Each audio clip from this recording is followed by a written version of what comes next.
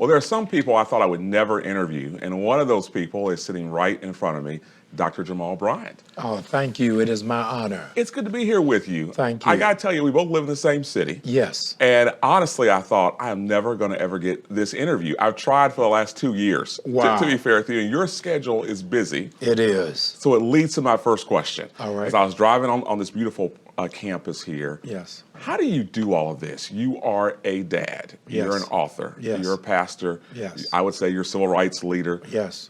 How do you do all of this? It is the art of imbalance. Okay. I think that the whole notion of a balanced life for the anointed is a conflictual one. God has the knack for disrupting sleep, for waking you up ahead of schedule, putting things that are not on your agenda on your purview. And so it is doing all things well as best you can and finding the art of delegation. Is it hard on you though? Yes. I mean, does it weigh on you? Is the question that I'm asking. Because this is pretty heavy. Yeah, it stretches me. Yeah. It brings me to a faith to trust him more. I spoke to a group of pastors in Chicago right before the pandemic, and they were asking me about my journey. And I told them that while I was in Baltimore, I went through 2 years of depression. And I had a growing, thriving church with $3 million worth of debt and had hit a brick wall. I come to Atlanta to take a church of $30 million worth of debt, and I'm exhilarated because in Baltimore I no longer felt challenged. I no longer felt stretched. And now this is an opportunity to give God a stage to prove what it is that he said. So it's exciting. Oh, yeah, no, I wake up every day ready to tackle it. Man, I got to ask this question. I had dinner last night, who I Yes. told you about earlier with a friend of mine. Yes. He's a brain surgeon. Yes. And he said to me this. He goes, if you could ask him one question, and my questions were already done. Right. And so I literally added his question on here. All He right. said, if you could ask him one question, this is a two-parter here. Yes. He goes, how does he handle the ups and downs? Yeah. At the same time, how are you so authentic? Like you just talked about depression. Yeah. So how do you handle the ups and downs of life? And then how do you, and why are you feel like you have to be so authentic? Fair question? It's a fair question. Maya Angelou said, if you don't pick up people's criticisms, pick up people's praise, you don't have to hold on to their criticism. People who live for public affirmation will never operate successfully in servitude. Wow. And so I am mindful that one of the catapults to the success of my ministry has been the internet. But the silver bullet of the assassination attempts of my ministry have been the internet. Right. Yeah. So I can't curse one and love the other. And I understand that that's what comes with it. Have you grown to live with both of those, though, I at the same have. time? I have. I don't like it, but that's a part of the reality that I have. Now, you grew up in a pastor's home. Yes, What I'm would the your- third generation pastor. What would your dad say to that, though? I mean, My because... dad has pastored in a different time. Yeah. When my dad was growing up, people would write letters on the pastor. Right. They would mail them in. Yeah. Social media has taken on an animal of its own. You add into that my ex-wife is in reality television, and so that amplifies it to a whole nother degree. Man, do you see it as a form of ministry to a certain degree also? It does. It is a Trojan horse because on the back end, it has introduced me to people who TBN could not. Right. That Daystar could not. No, like the friend who I had dinner with last night, Yeah. like he's not a believer, per Yes. se, but he knew some of your quotes. Yeah. He could even recount some of your sermons. Yes. So when you hear those kind of stories of people who don't normally go to church, who are Yes. not involved, what does that do for you? It really recertifies my call. The reality is Jesus was never affirmed by the establishment. It was the sinners, the prostitutes, and the publicans. And what has kept my ministry buoyant is I am an ambassador to the unbeliever. So people can identify with me because so many pastors sign up for witness protection and never are forthcoming about the fact that I failed high school. I got a GED. I had a baby out of wedlock. I went through a divorce. And yet, his grace is sufficient. See, most people, when they're preaching, they talking about Paul, but never themselves. But I am embracing the only way that I could be pastoring this church and have a modicum of sanity is through grace. How have you decided to go that route? Because you're right. The establishment, some parts of the establishment have said, "Man, don't follow this guy." Yeah. And then you have this other audience that has just embraced you. Yes. So how do you live with that when most pastors, let's be honest, have decided to not be honest, to not be authentic? Yes. When did you decide that you were going to do that? I think because my journey has been different than most. I came out of seminary and didn't go into church. I came out of seminary and became National Youth Director at the NAACP and spent 6 years of my life doing that, doing protests and advocacy and really championing the cause of young people across the country who found themselves otherwise disenfranchised. So I was doing marketplace ministry. And it equipped my mind frame and my thought process and even my approach to who I do ministry for. I'm looking for that one sheep that's lost. And that's who is really in large measure who's drawn to me. Do you sense fear, concern that some people may say, man, he's not sticking to biblical authority and biblical principles?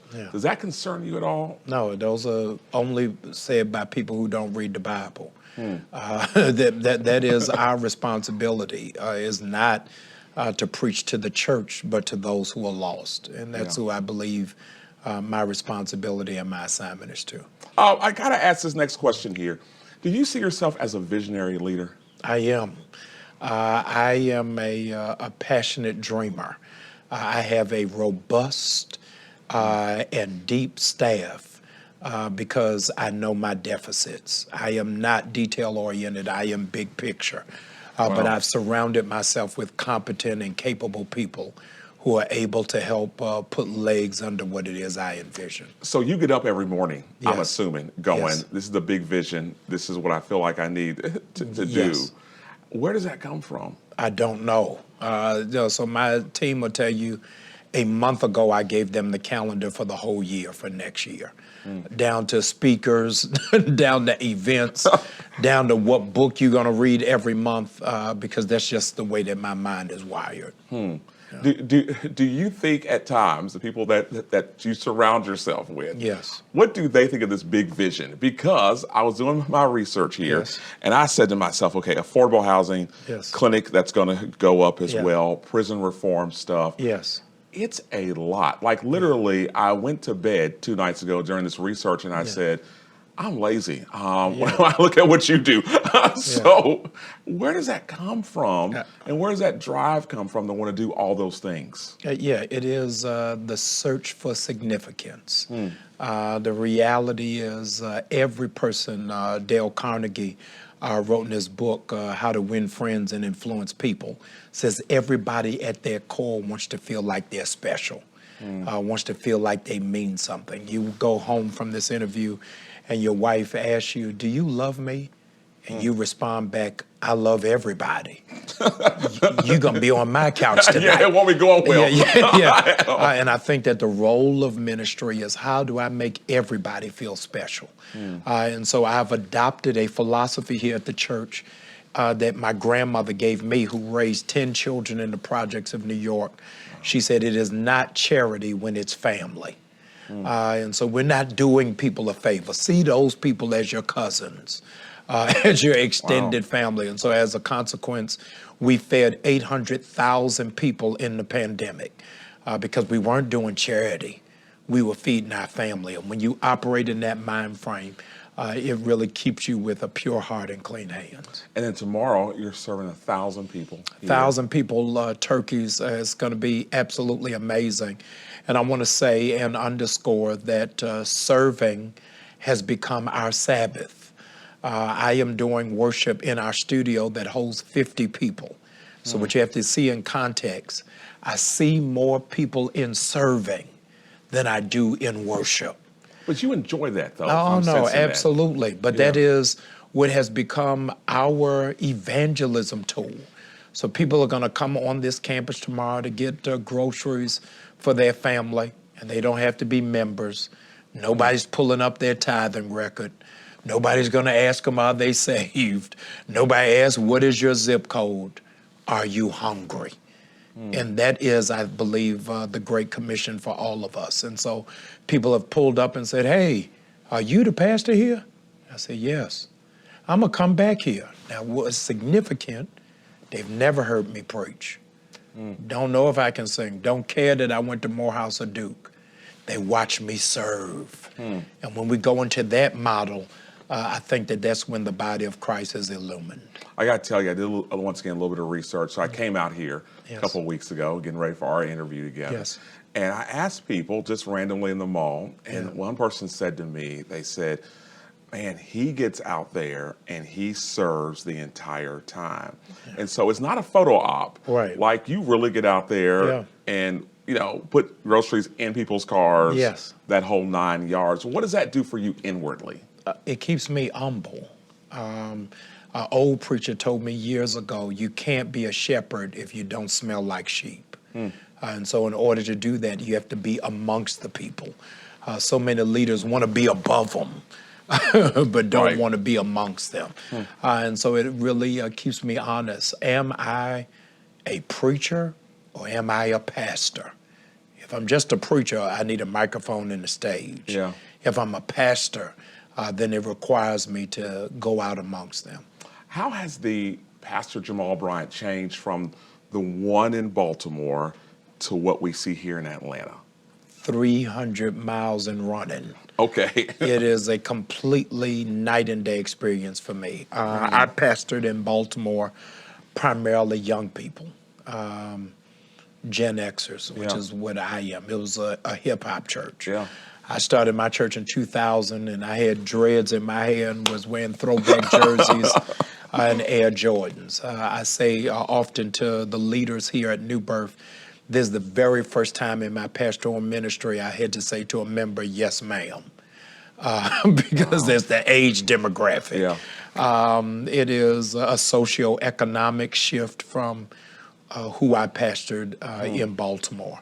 And so the mind frame is different. I had to change because it is different pastoring as an establishmentarian than pastoring succeeding somebody else's vision. And so doing that is a completely different approach. So it's two, you would say the same person, obviously, but two different philosophies, though. Absolutely, two different approaches. I got to ask this next question for you as well, Pastor.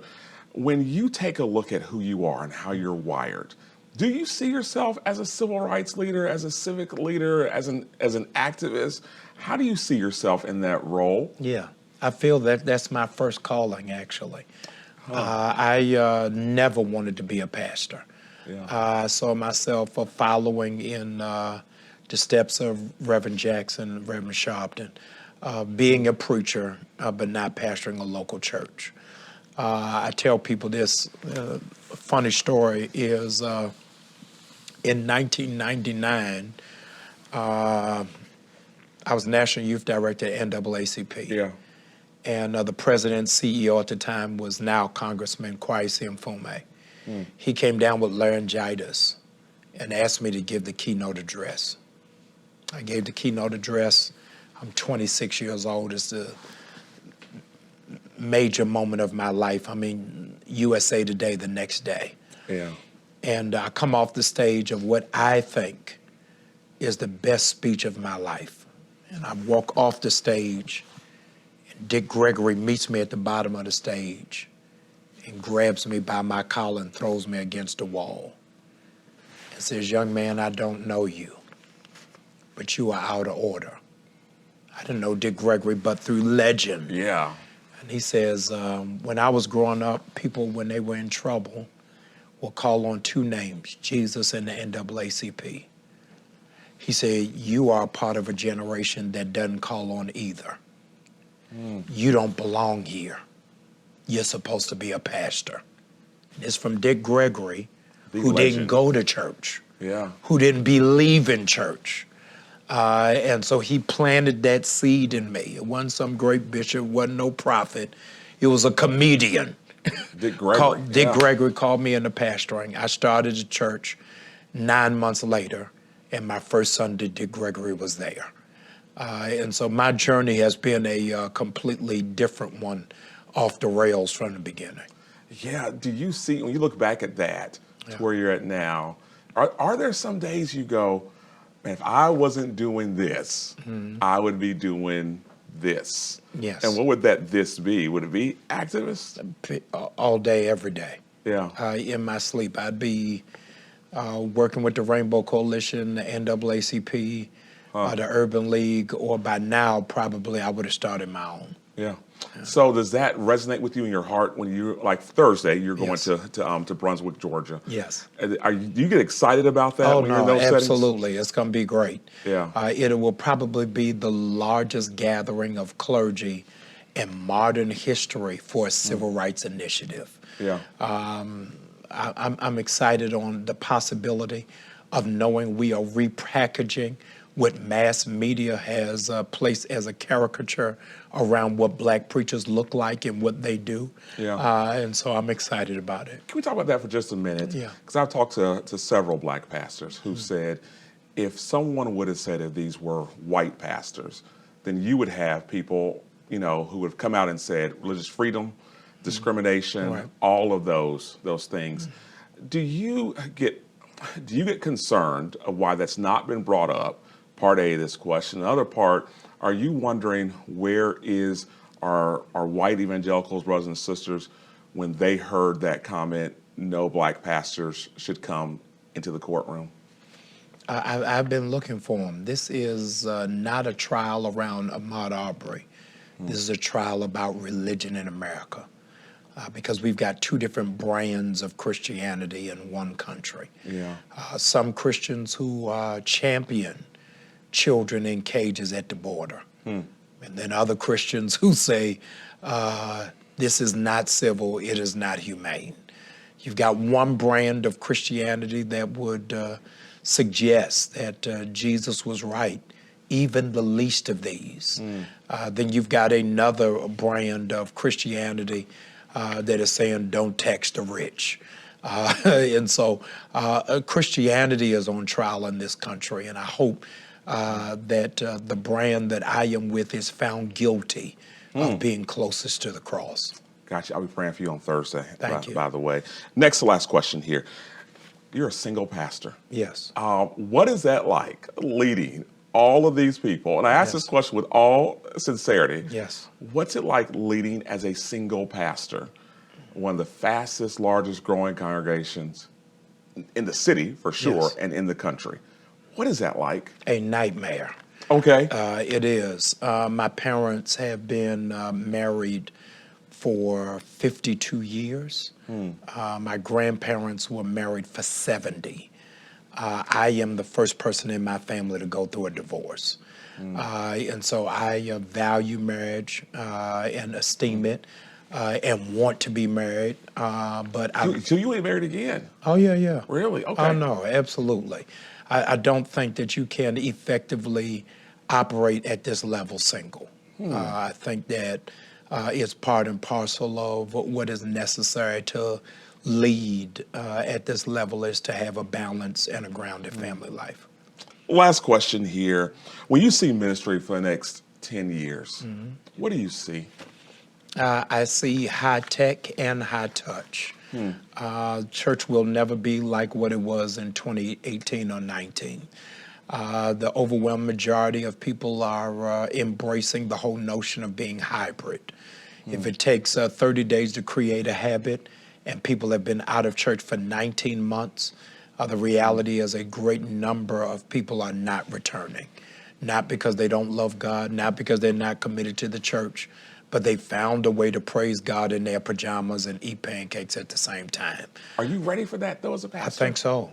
So. We have averaged 50 new members a week joining online. I missed the fellowship, but the church is still thriving. We're still doing ministry. And so as a consequence, when we go in the new year, we're only doing in-person service twice a month.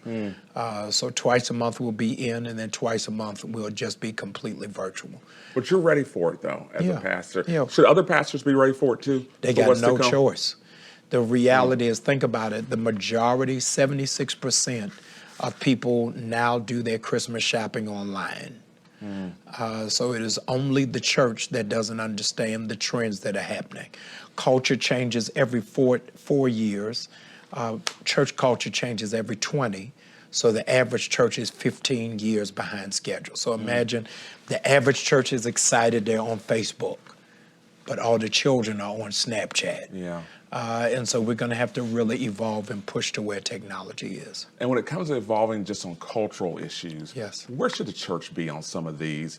I can't tell you how many pastors, privately go, man, and you name the issue, and they go, I don't know how to address, and you name the issue, I don't know how to address that. How do you navigate through cultural landmines? Yeah, I think that you've got to pick what it is you're called to. Mike Murdoch said years ago, whatever you are bothered by, you are assigned to. If it doesn't bother you, then it's not for you.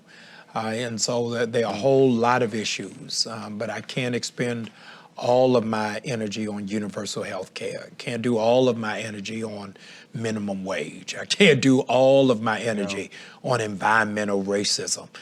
So I've got to figure out what is it that's the burden of my heart, which is criminal justice, and be like a stamp, stick to that one thing till you get there. Wow, but you're enjoying this, though. I love it. I got to tell you, this has been exciting. Thank you. Thank you for Thank your you for time. having You don't me. give very many of these, and I got to tell you, it's been an honor. Thank you. Thank you so very much. Appreciate it. I appreciate it.